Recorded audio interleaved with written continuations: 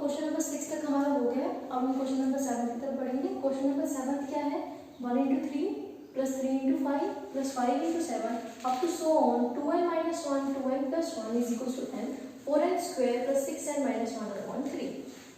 अब इसको क्या करना है? मैथमेटिकल इंडक्शन की तरह ही सॉल्व करना है। मैथमेटिकल इंडक्शन में पता है कितने स्टेप्स करेंगे? 3 step. For n is equals to 1, for n is equals to k and for n is equals to k plus 1। सबसे पहले क्या करेंगे? let p of n is equals to 1 into 3 plus 3 into 5 plus 5 into 7 up to so on plus 2n minus 1 2n plus 1 is equals to n 4n square plus 6n minus 1 upon 3। अगर हम इस question को देखें और हमें relation find out करना हो तो हम रिलेशन कैसे फाइंड आउट करेंगे? पहला क्या है? 1 into 3। देन फर्स्ट के बाद फर्स्ट टर्म में ही दो टर्म्स हैं मल्टीप्लिकेशन में 1 into 3। सेकेंड टर्म में दो टर्म्स है 3 into 5। थर्ड टर्म में ही दो टर्म्स है 5 into 7। लास्ट टर्म में भी कितने टर्म्स है? दो टर्म्स है, ये वाली टर्म और ये वाली टर्म। क्लियर है? अब ये टर्म और इस टर्म में क्या रिलेशन है, कैसे बढ़ रहे हैं? अब देखो 1 और 3 कितने का इंक्रीज हो रहा है? 2 का इंक्रीज। 3 और 5 कितने का इंक्रीज है? 2 का इंक्रीज है। 3 और 5 कितने का इंक्रीज है? 2 का इंक्रीज है। 5 और 7 कितने का इंक्रीज है? 2 का इंक्रीज है। ये क्लियर है? अगर मैं वापस आऊं, अगर पीछे की तरफ आऊं तो 5 और 3 में कितने का डिक्रीज हो रहा है? 2 नंबर का। 2 नंबर डिक्रीज कर दूं तो 3 मिलेगा। 3 में से भी 2 माइनस कर दूं तो 1 मिलेगा। 5 में से 3 माइनस कर दूं, 7 में से 5 माइनस करूं तो 2 मिलेगा। 7 में से 2 माइनस करूं तो 5 मिलेगा। 5 में से 2 माइनस करूं तो 3 मिलेगा। अगर इसी तरह मुझे तो इसके पीछे वाली टर्म लिखनी है तो मुझे कितना माइनस करना पड़ेगा? यहाँ से भी 2 माइनस करना पड़ेगा और यहाँ से भी 2 को माइनस करना पड़ेगा। तो मैं पिछली टर्म लिख सकती हूँ। यहाँ से भी 2 को माइनस किया तो पिछली टर्म क्या आएगी? 2n minus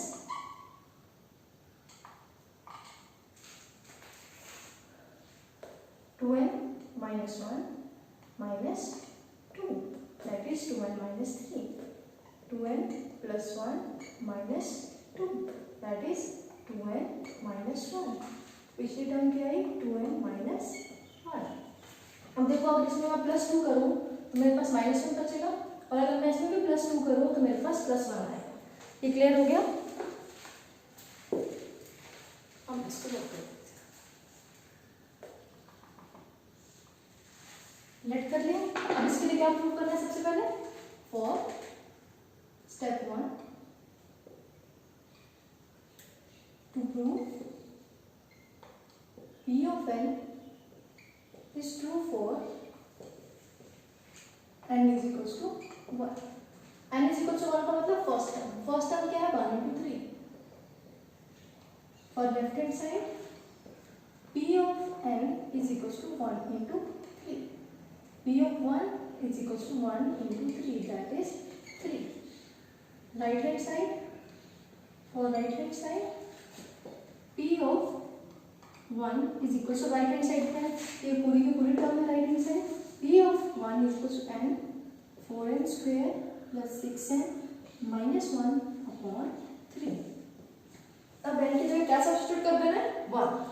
n की जगह 1 सब्स्टिट्यूट किया, 1 4 1 square plus 6 into 1 minus 1 upon 3, that is 1 4 plus 6 minus 1 upon 3।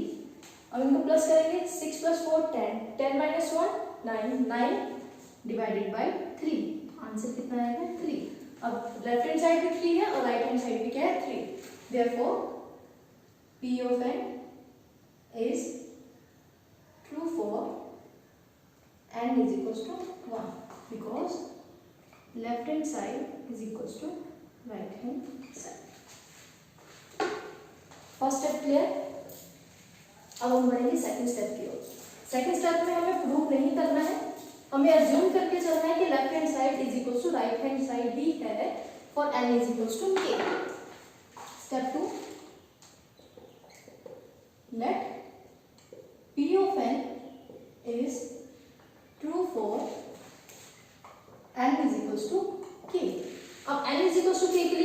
First term ही नहीं उठानी है, हमें पूरी की पूरी टर्म उठानी है और उसमें क्या सब्स्टिट्यूट करना है k। अब यहाँ पे क्या है p of k, p of k is equal to 1 into 3 plus 3 into 5 plus 5 into 7 up to so on plus 2k minus 1 2k plus 1 is equals to k 4k square plus 6k minus 1 upon 3। ये clear? किसके लिए क्या proof? किसके लिए हम assume करके चले? For n is equals to k। अब स्टेप 3 जिसको प्रूव करना है हमें, to prove p of n is true for n is equals to k plus 1। अब क्या करना है, पूरी टर्म में p of n वाली टर्म पूरी टर्म में हमें क्या उठा के क्या रख देना है, n की जगह क्या रख देना है, k plus 1। p of k plus 1 is equals to 1 into 3 plus 3 into 5 plus 5 into 7 up to so on plus 2 n की जगह क्या, k plus 1। अब यहाँ पे 2 जो है वो किससे मल्टीप्लाई हो रहा है, n के साथ, तो k plus 1 भी किससे मल्टीप्लाई होगा, 2 के साथ। 2 minus 1 then 1। ये क्लियर होना चाहिए। स्टेप लिखना आना चाहिए कि कैसे लिखना है, n की जगह क्या पुट करना है, k plus 1, पर k plus 1 किससे मल्टीप्लाई हो रहा है, 2 के साथ। नेक्स्ट आगे बढ़ेंगे, 2 फिर n मल्टीप्लाई हो रहा है 2 के साथ, k plus 1 is equals to n की जगह k plus 1 4 k plus 1 का whole square plus 6 k plus 1 minus of 1 divided by 3। ये क्लियर? हमने लेफ्ट हैंड साइड लिख ली और राइट हैंड साइड लिख ली। अगर मैं इसको फर्दर सॉल्व करूं तो क्या बनेगा, 2k प्लस 2 माइनस 1। ये क्या बनेगा, 2k प्लस 2 प्लस 1। 2 इंटू के 2k, 2 इंटू 2 2 इंटू 1 2। नेक्स्ट क्या था, माइनस 1 ऐसे उतार लिया। ये 2 इसके साथ भी मल्टीप्लाई होगा, ये 2 1 के साथ भी मल्टीप्लाई होगा, तो 2 इसके साथ मल्टीप्लाई होगा तो 2k, और अगर 1 के साथ मल्टीप्लाई होगा तो 2। नेक्स्ट ऐसे कैसे उतारना, तो क्या आएगा, प्लस 1। अब इसको फर्दर सॉल्व किया तो ये क्या हो गया, 2k प्लस 1, और यहाँ पे क्या बना, 2k प्लस 3। ये क्लियर हो गया यहाँ पर। अब इसी तरह मैं इसको भी पहले सॉल्व कर लेती हूँ, k प्लस 1, अगर 4 प्लस k प्लस 1 का होल स्क्वायर क्या आएगा, 4k square plus 1 plus 2k plus, इसको भी मैं मल्टीप्लाई कर देती हूँ, 6k plus 6 minus of 1 upon 3 that is equals to k plus 1। मैंने इसको सॉल्व क्यों किया, क्योंकि ये बहुत लेंथी था, इसलिए मैंने इसको पहले सॉल्व करके लिख लिया, ताकि फिर मैं इसको लेफ्ट हैंड साइड और राइट हैंड साइड को प्रूव करूँ। लास्ट में जो एंड में रिजल्ट आएगा उसको प्रूव करूंगी कि left hand side is equal to क्या है, right hand side. 4k square plus 4 plus 8k plus 6 plus 5 upon 3। 6 minus 1 5, इसको मैंने मल्टीप्लाई करके लिख दिया, 4k square plus 4 plus 8k plus 6 plus 6 8k plus 6k 6 minus 1 5। अब इसको फर्दर लिखूंगी, k प्लस 1 4k स्क्वायर, अब 8k प्लस 6k कितने के बन गए, 14k प्लस 9 4 प्लस 5 9 अपॉन 3। अब इसको मैं फर्दर सॉल्व नहीं कर सकती, ये बस इतना ही आ गया। ये क्लियर है? अब ये मेरे को लेफ्ट हैंड साइड को क्या बनाना है, ये वाली राइट हैंड साइड बनाना है। अब इसकी जगह मैं ये लिख सकती थी, 2k plus 1 2k plus 3 is equals to this term. अब मेरे राइट हैंड साइड क्या बन गया है, मैंने पूरा सॉल्व किया तो मेरे पास क्या बन गया, 2k plus 1 and 2k plus 3। अब मैं लेफ्ट हैंड साइड लेके चलूंगी। लेफ्ट हैंड साइड क्या है मेरे पास, 1 into 3 plus 3 into 5 plus 5 into 7 up to so plus 2k plus 1 2k plus 3। जो मेरा रिजल्ट है उसको मैं यहाँ लिख रही हूँ, k प्लस 1 जो हमें प्रूव करना है, k plus 1 4k² plus 14k plus 9 upon 3। अब इसको मैं रब करती हूँ।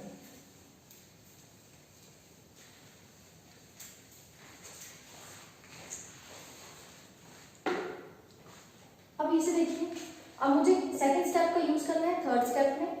अब यहाँ पे मेरी टर्म क्या है 2k+1, यहाँ क्या है 2k+3।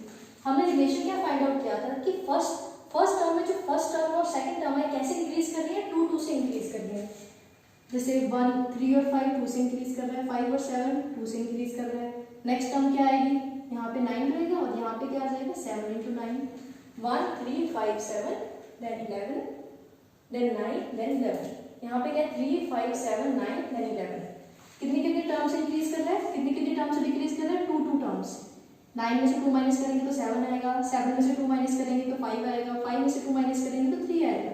इसी तरह अगर मुझको यहाँ से पीछे वाली टर्म बनानी है, यहाँ से ये वाली टर्म, तो उसमें से मुझे कितना माइनस करना पड़ेगा 2, और इस वाली टर्म में मुझे कितना माइनस करना पड़ेगा 2।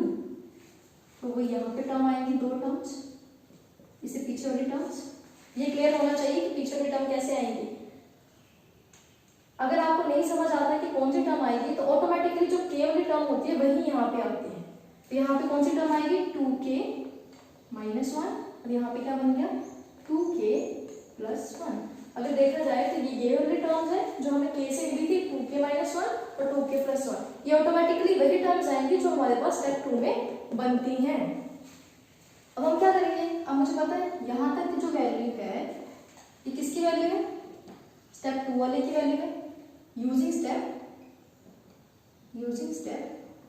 2 इस सारी की जगह मैं क्या लिख सकती हूँ, k 4k² plus 6k-1 upon 3 plus 2k+1 and 2k+3। ठीक है कि यहाँ पे क्या आ गया, ये तो मैंने सारी की सारी टर्म नहीं उठाई, स्टेप 2 वाली टर्म उठाई। तो ये पूरी की पूरी जो टर्म थी ये बन रही है, ये वाली टर्म ही बन रही है। इसकी जगह मैंने क्या उठा दिया पूरा का पूरा, ये टर्म उठा के मैंने यहाँ लिखा, और इसकी जगह क्या लिख दिया, आगे क्या टर्म थी 2k+1 2k+3।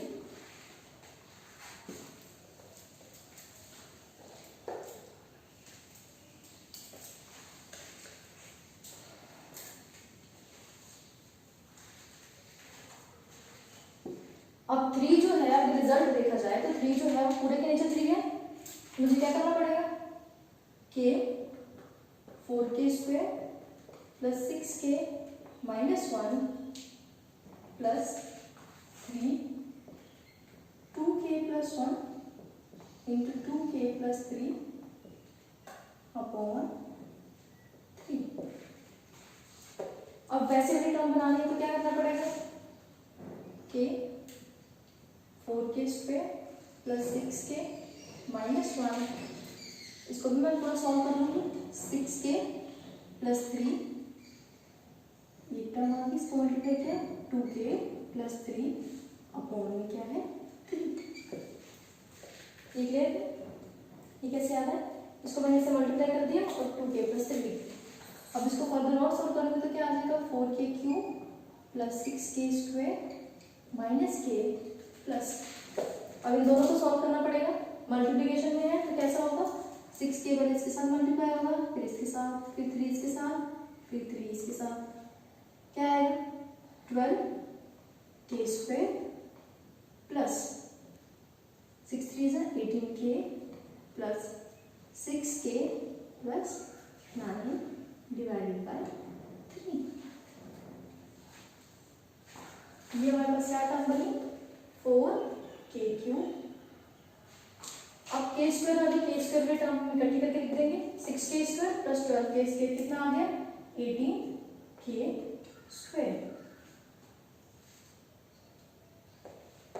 अब हम k वाली टर्म्स लिखेंगे, k वाली टर्म्स कितनी आई 18k 6k, कितना होगा 24k, 24k-1 माइनस 23k, यहाँ पे कितना बचा प्लस 9 अपॉन 3। 4k² लिख दिया, 4k³ स्क्वायर वाली टर्म 6k² 12 के स्क्वायर कितना आ गया 18 के स्क्वायर, 16 के 18 के प्लस 6 के 24 के और 1 के माइनस का था तो कितना आ गया हमारे पास -23 के, और यहाँ पे कितना बचा हमारे पास 9, ये हमने लिख दिया 9 + 9/3। अब हम क्या देख रहे हैं कि यहाँ पे क्या है फैक्टर्स हैं, एक k+1 फैक्टर है और एक पूरी की पूरी ये टर्म है। चाहे तो हम क्या करें, अब इसको k+1 से ऊपर वाले टर्म को जो न्यूमरेटर है इसको मैं किससे डिवाइड कर दूं k+1 से, तब भी मेरे पास ये रिजल्ट आ जाएगा। या जो मेरे पास राइट हैंड साइड जहां तक मैंने सॉल्व किया इसको मैं और फर्दर सॉल्व कर दूं ताकि मेरे पास क्यूब वाली टर्म आ जाए। अभी मेरे पास कौन सी टर्म है, स्क्वायर वाली टर्म है, और मुझे क्यूब वाली टर्म चाहिए तो मुझे इसको क्या करना पड़ेगा, पूरे के पूरे इक्वेशन को मल्टीप्लाई करना पड़ेगा। अब ये तो हमारे पास आ गया लेफ्ट हैंड साइड, यहां से मैं लेती हूँ taking right hand side. Right hand side मैंने क्या किया हुआ है k+1 इतना तो सॉल्व कर लिया हुआ है, 4k² + 14k + 9/3। अगर इसको मैं सॉल्व करूँ तो क्या आएगा 4k³ + 14k + 9k + 4k² + 14k + 9/3। ये कितना आ गया 4k³ + 14k 20 14k + 14k something 4k³ + 14k² + 14k² + 9k + 4k² + 14k + 9। अब 14k² + 4k² कितना हो गया 18k², 9k 14k + 23k + 9/3 that is equal to our right hand side. तो राइट हैंड साइड और left hand side की क्या है, दोनों इक्वल आ गए, therefore P of n is true for n is equals to k+1। अब इसमें ये एक स्टेप देने वाला है कि 4k³ + 18k² - 23k + 9/3 हमारी ये आ गई लेफ्ट हैंड साइड। अगर ये लेफ्ट हैंड साइड और राइट हैंड साइड में क्या आ रहा है, अब राइट हैंड साइड में k+1 4k² + 14k + 9/3 आ रहा है। अब इन दोनों में तो कोई भी क्या इक्वल नहीं आ रही है, अभी तक हमें नहीं पता चल रहा है कि ये दोनों इक्वल है कि नहीं है। अब हमें पता है कि यहाँ पे कौन सा फैक्टर आ रहा है k+1, अगर मैं इसको मल्टीप्लाई कर दूंगी तो k³ वाली टर्म बनेगी। यहाँ तो मैं इसको ऐसे कर दूंगी सभी को मल्टीप्लाई करके किससे डिवाइड कर दूं 3 से, या मैं इस टर्म को किससे डिवाइड कर दूं k+1 से। अब देखिए अगर मेरे पास 8 है, अब 8 किससे बनता है 4 × 2 से। अगर मेरे पास रिजल्ट जो है वो क्या आ रहा है, मुझे पता है 8 आता है। अब मेरे पास ये पूरी की पूरी टर्म है 2, तो मुझे पता है कि मुझे किससे मल्टीप्लाई करना पड़ेगा, इसको 4 से मल्टीप्लाई करना पड़ेगा। अगर मुझे ये टर्म ढूंढनी है तो मुझे क्या करना पड़ेगा 8 को 2 से डिवाइड करना पड़ेगा, तभी मुझे पता चलेगा कि ये टर्म कौन सी है 4। इसी तरह अगर मुझे यहाँ पे इसके फैक्टर्स बनाने थे और अगर मुझे पता है कि इसका एक फैक्टर क्या है k+1, तो मैं ये टर्म निकाल सकती हूँ। अगर मैं इसको इससे डिवाइड कर दूंगी तो मेरे पास ये टर्म बन जाएगी। ठीक है, ये हमारा क्वेश्चन नंबर हो गया 7। Thank you.